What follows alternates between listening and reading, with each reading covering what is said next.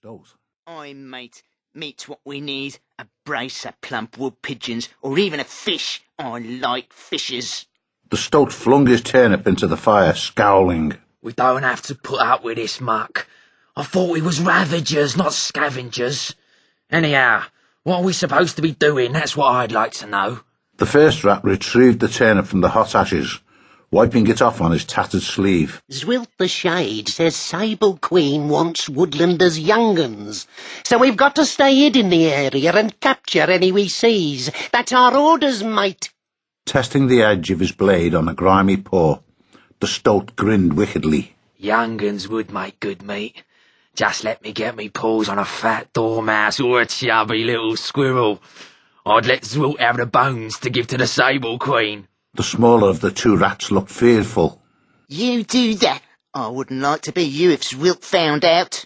The burly Stoat tossed his dagger into the air, catching it skillfully. So what even he did, eh? Listen, I ain't scared of Zwilt or his Sable Quean. They don't bother me. The larger rat whispered nervously. Be careful what you say.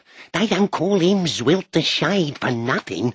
Some say he's magic. The Stoat scoffed. Rubbish. What sort of magic, eh? The rat took swift glances up and down the bank. No beast sees Zwilt unless he wants them to. They say he can come and go, secretly, just as he pleases. The big Stoat shook his head pityingly. You're a right old frog wife, even you believe that. Shade or no shade, Zwilt's just a beast like any other. You see this dagger of mine? Well, one good stab of it'd make Zwilt vanish forever. The voice came out of nowhere.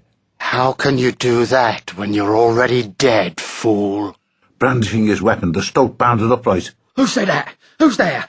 From behind his back, a cloaked figure emerged through the smoky willow foliage. With lightning speed and savage strength, it wrenched the Stoat's paw backward, sending the dagger spinning. Dust rose as the Stoat's back slammed against the ground. He lay there, staring up into the face of Zwilt the Shade. The sable was a sight to instill fear into most creatures. Behind the natural mask of dark fur, his eyes were totally black, dead and inscrutable. Zwilt was lean, wiry, and very tall for one of his species. Beneath a flowing cloak of dull purple, he wore a snakeskin belt with a broadsword thrust through it. His teeth showed small, white and sharply pointed as he hissed at the hapless Stoat. You should have believed the rats. They spoke truly.